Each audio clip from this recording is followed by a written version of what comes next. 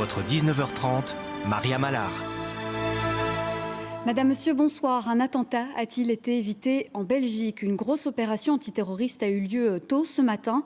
4 personnes ont été interpellées par la police lors de perquisitions à Charleroi, Liège, Bruxelles et Ninove. C'est une information RTBF. Ces individus étaient potentiellement violents. Valentin Temmerman, Vincent Bayonnet et David Brichard nous en disent plus sur le profil de ces personnes. Dans 4 villes du pays, 4 suspects au total ont été privés de liberté. Une personne majeure a été interpellée à Liège et dans les autres lieux de perquisition, 3 mineurs, dont un âgé de 15 ans. Ce groupe est soupçonné d'être lié à l'extrémisme islamiste. C'est en interceptant des échanges préoccupants sur une messagerie en ligne que les enquêteurs ont décidé d'agir. Il faut cadrer ces gens dans le milieu djihadiste. Apparemment, ils avaient des projets d'attentats terroristes dans notre pays.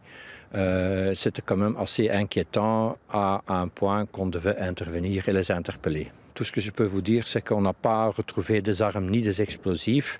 Et pour le reste, on a emmené des GSM, des laptops, ordinateurs, etc. Ce n'est pas la première fois que des mineurs attirent l'attention des autorités. L'année dernière, la Sûreté de l'État a transmis à la police et à la justice plusieurs dossiers de mineurs radicalisés. Elle le rappelle d'ailleurs dans son rapport de 2023. Détecter et prévenir à temps le recours à la violence par ces jeunes impulsifs et influençables sera un défi majeur au cours des années à venir. Un constat partagé par le parquet fédéral.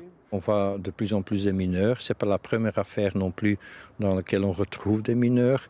Autrement, des mineurs comme ça qui cherchent leur identité, etc.